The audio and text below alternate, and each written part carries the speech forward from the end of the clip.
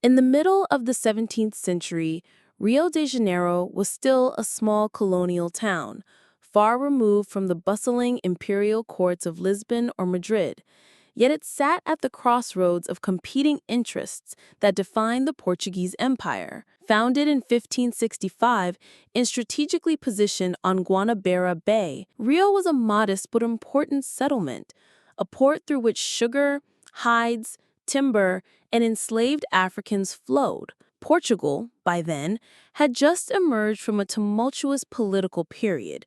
The Iberian Union had ended in 1640, restoring the Portuguese crown after 60 years under Spanish control. The restoration was not without cost. The Braganza dynasty that came to power faced enemies abroad and mounting debts at home. The colonies, scattered across the Atlantic world, were expected to shoulder a heavier financial burden. In this climate of imperial need and colonial resentment, a strange and rather unusual uprising took shape in Rio de Janeiro, the so-called Revolt of Cachaça. The revolt, which began in 1660 and lasted until 1661, is remembered less as a bloody war and more as a remarkable episode of local defiance, where economic interests, social tensions, and the colonial relationship between Lisbon and Brazil collided in unexpected ways. It takes its name from the popular sugarcane spirit, cachaça, which had by then become a vital product of local consumption and trade. More than a simple rebellion against a tax, it was a contest over autonomy, identity, and who held the right to shape colonial life. By the mid-17th century, Brazil was the jewel of the Portuguese overseas possessions. Sugar plantations along the northeastern coast, particularly in Pernambuco and Bahia, generated enormous wealth. Rio de Janeiro, though less central than Salvador or Recife, was increasingly valuable. It connected the interior regions to the Atlantic world and served as a provisioning center. Cattle, hides, flour, and timber all passed through its port. Enslaved Africans, brought from West and Central Africa, were traded in growing numbers, forming the backbone of agricultural and urban labor. Yet Rio also had its peculiarities. It was less hierarchical than Salvador, where the governor general and high officials resided. Its social fabric was woven from Portuguese settlers, African slaves, indigenous peoples, and a growing number of mixed-race inhabitants. Wealthy landowners and merchants, the so-called omens bones or good men, exercised substantial influence, often in conflict with royal appointees. This tension between local elites and Lisbon's representatives set the stage for the revolt. At the heart of the story is cachaça, a distilled spirit made from sugarcane juice. First produced in Brazil in the early 17th century, it was initially regarded as a lowly beverage, often associated with enslaved Africans who consumed it both as sustenance and medicine. Over time, however, cachaça gained popularity across social classes. For small producers and traders, it became a profitable commodity, cheaper than imported Portuguese wine and aguardiente, a grape brandy from the Mistral. By the 1650s, cachaça was not only consumed widely in Brazil, but also exported clandestinely to other colonies, including those in Africa, where it competed directly with Portuguese brandy in the slave trade. This posed a problem for Lisbon. The crown relied on revenues from the sale of Portuguese wines and spirits, and colonial competition threatened that income.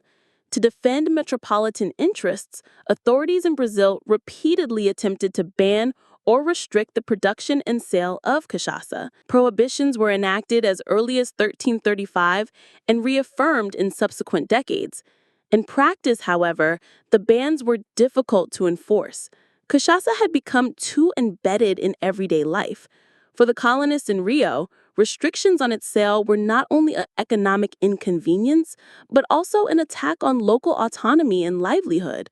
The immediate cause of the Revolt of Cachaça lay in the policies of Salvador Soraya de Sá e Benavides, governor of Rio de Janeiro in the late 1650s. Correia de Sá came from a powerful local family with long ties to the captaincy. But his rule was marked by authoritarian measures and conflicts with settlers. He attempted to centralize power, enforce Lisbon's restrictions, and favor certain trading groups over others. Among his most unpopular actions was the strict enforcement of the Cachaça prohibition, which angered small producers, tavern keepers, and traders alike. By 1660, resentment had reached a boiling point. Local elites, frustrated with what they saw as arbitrary governance and economic strangulation, began to mobilize. The revolt was not a spontaneous riot, but rather a coordinated challenge. Leaders included influential landowners and merchants who gathered support from artisans, soldiers, and townspeople. Significantly, the movement drew strength from its broad social base. While cachaça was central to poorer Brazilians, its trade also benefited wealthier colonists. This shared interest united diverse groups against the governor. In November 1660, the rebels acted. A group of prominent settlers stormed the chambers of municipal power in Rio de Janeiro. They deposed the representatives of the governor and installed their own municipal council, proclaiming the end of Correia da Sá's administration.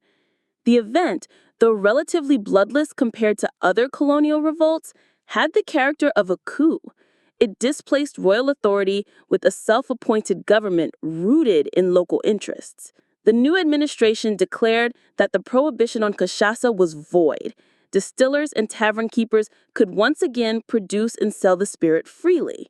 More broadly, the rebels demanded greater local control over taxation and trade, denouncing the heavy-handed interference of Lisbon. Though they never questioned loyalty to the Portuguese crown outright, they sought to redefine the terms of colonial rule in ways that favored local autonomy. What makes the Revolt of Cachaça particularly curious is its combination of seriousness and absurdity. On the one hand, it reflected genuine economic and political grievances.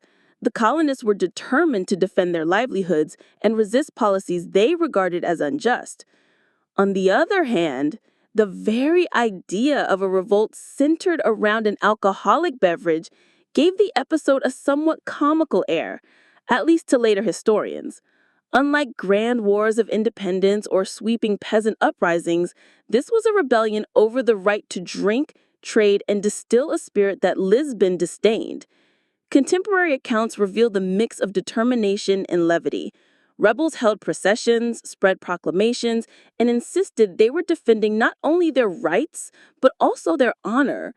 Some reports mention gatherings fueled by the very drink in question, as if cachaça itself had become both cause and symbol of resistance. In this sense, the revolt blurred the line between political movement and social festivity. News of the uprising alarmed authorities in Lisbon. Brazil was the empire's most valuable colony, and any hint of disorder threatened both revenue and prestige. Yet the crown also faced practical limits. It could not simply dispatch a large army across the Atlantic. Instead, it relied on negotiation, diplomacy, and the gradual reassertion of authority.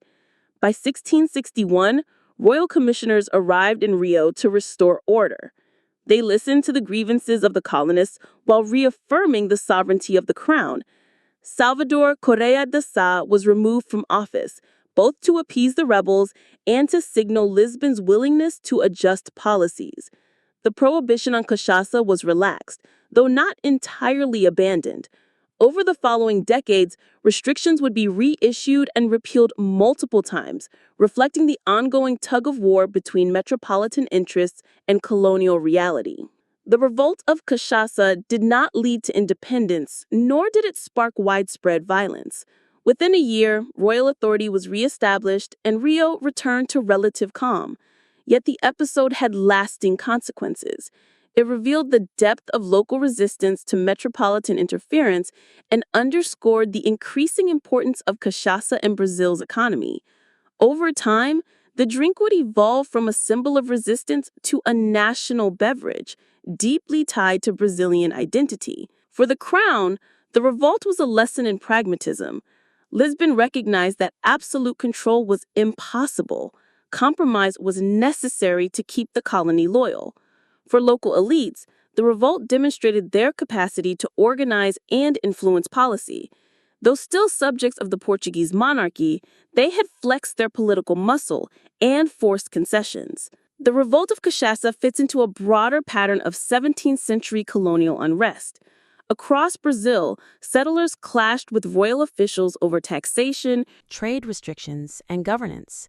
While other uprisings were tied to land, labor, or foreign occupation, this one revolved around the right to distill and drink a spirit. That specificity gives it its peculiar charm.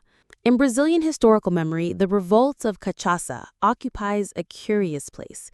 It is often overshadowed by larger, bloodier conflicts, the Inconfidência Mineira, the Balaiada, or the eventual War of Independence.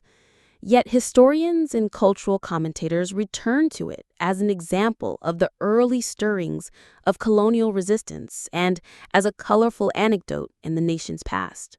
Cachaça itself went on to become emblematic of Brazil. Today, it is the base of the famous cocktail caipirinha and is exported worldwide. The drink that Lisbon tried to suppress became a banner of defiance, and centuries later, a point of pride. For students of history, the revolt remains one of the most curious episodes of the 17th century, a reminder that revolutions are not always fought over kings and crowns, but sometimes over the simple right to distill a drink, to trade freely, and to live with dignity under distant rule.